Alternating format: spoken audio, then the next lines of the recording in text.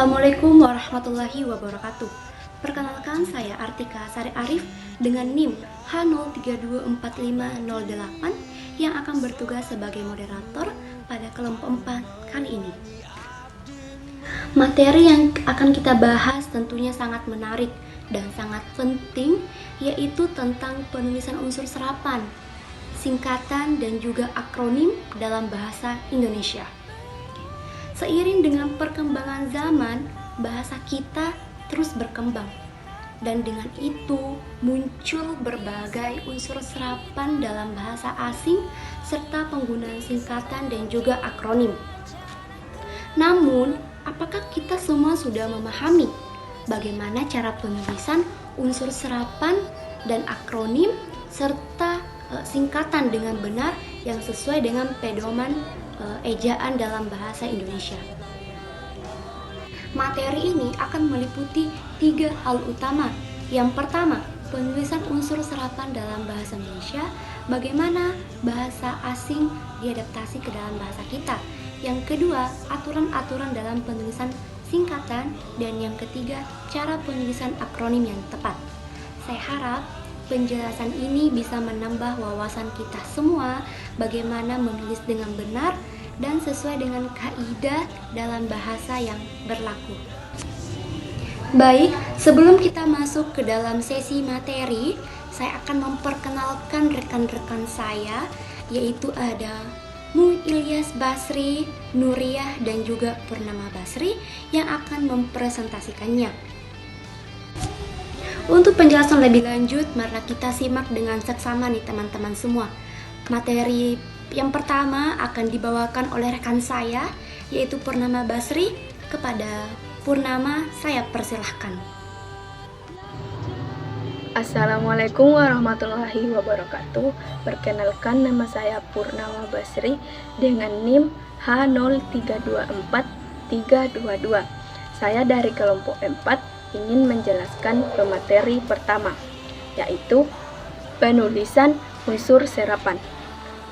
Kata serapan adalah kata yang diambil dari bahasa lain dalam rangka memperkaya kosakata bahasa yang dituju dalam bahasa Indonesia. Terdapat beberapa cara penyerapan, yaitu yang pertama, penyerapan secara alamiah. Kata-kata asing yang diserap ke dalam bahasa Indonesia tanpa perubahan baik dalam ejaan maupun pelafalan disebut penyerapan secara alamiah. Contohnya, badan arloji, listrik, sirsak. Yang kedua, penyerapan seperti bentuk asal. Beberapa unsur asing masih mempertahankan bentuk dalam pelafalan asalnya dalam bahasa Indonesia. Contohnya, compound, de facto, dan kurikulum vitae. Yang ketiga, penyerapan dengan terjemahan. Penyerapan unsur asing juga dapat dilakukan dengan cara menerjemahkan kata-kata asing ke dalam bahasa Indonesia. Contohnya, vulkane menjadi gunung api, feedback menjadi umpan balik. Yang keempat, penyerapan dengan perubahan. Dalam kasus ini, ejaan atau pelafalan dari kata asing diubah sesuai dengan kaidah bahasa Indonesia, namun tetap dapat dikenali dengan bentuk asalnya. Contohnya, struktur menjadi struktur, circulation menjadi sirkulasi.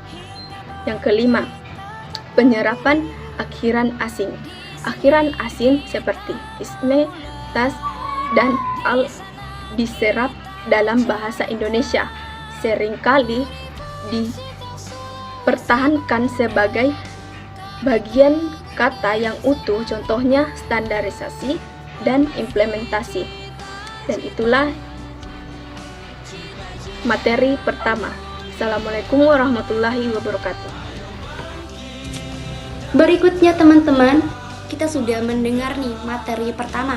Selanjutnya kita beralih ke materi kedua yang akan dibawakan rekan saya juga, yaitu Nuriyah. Kepada Nuriyah, saya persilahkan. Assalamualaikum warahmatullahi wabarakatuh. Perkenalkan, nama saya Nuriyah NIM H0324327. Saya dari kelompok 4 akan membacakan materi yang kedua, yaitu penulisan singkatan. Singkatan adalah proses pemendekan kata atau frasa yang disusun berdasarkan kaidah tertentu. Dalam bahasa Indonesia berikut adalah aturan penulisannya. Singkatan nama diri. Nama lembaga, organisasi, dan dokumen resmi ditulis dengan huruf kapital tanpa tanda titik, contohnya seperti DPR, KTP, dan RCTI. Singkatan kata umum yang seperti 3 huruf diakhiri dengan tanda titik, contohnya seperti dan lain-lain dan sebagainya dan seterusnya. Singkatan 2 huruf. Singkatan yang berdiri dari 2 huruf ditulis dengan huruf kecil dengan tanda titik, contohnya seperti A.N, D.A, S.D. Singkatan nama orang dan gelar. Nama orang, gelar, sapaan ataupun jabatan ditulis dengan huruf kapital pada awal singkatan dan diikuti pada titik, contohnya seperti R.A, Kartini, Prof, Dr. Singkatan satuan ukuran. Singkatan satuan timbangan, mata uang, dan lambang kimia tidak menggunakan tanda titik, contohnya seperti kilogram, rupiah, dan sentimeter. Sekian materi yang saya sampaikan, semoga dapat bermanfaat bagi kita semua. Terima kasih. Wassalamualaikum warahmatullahi wabarakatuh. Untuk materi ketiga akan dibawakan oleh rekan saya yang bernama Mu Ilyas Basri. Kepada Ilyas saya persilahkan. Assalamualaikum warahmatullahi wabarakatuh. Perkenalkan, nama saya Muhammad Ilyas Basri, NIM HO324324. Saya dari kelompok 4 akan membacakan materi ketiga, yaitu penulisan akronim. Akronim adalah singkatan yang dibentuk dari gabungan suku kata atau huruf yang menghasilkan kata baru yang dihafalkan seperti kata biasa. Akronim nama diri. Akronim yang merupakan gabungan awal kata dari nama ditulis dengan huruf kapital tanpa titik, contohnya lan, mui, amik. Akronim suku kata. Akronim yang dibentuk dari gabungan suku kata yang ditulis dengan huruf kapital pada awal kata tanpa tanda titik, contohnya Golkar dan Unhas. Akronim bukan nama diri. Akronim yang bukan nama diri ditulis dengan huruf kecil seluruhnya, contohnya pemilu, bemo, rudal. Saya ucapkan terima kasih kepada rekan-rekan saya atas diskusi kita pada materi yang kita bawakan.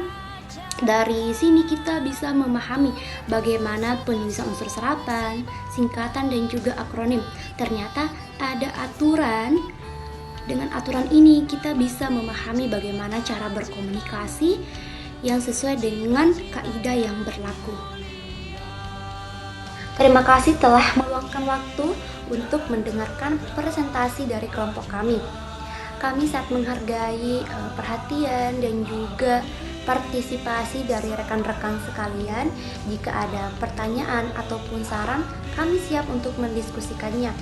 Dengan demikian kami akhiri presentasi dari kelompok 4 kami kali ini.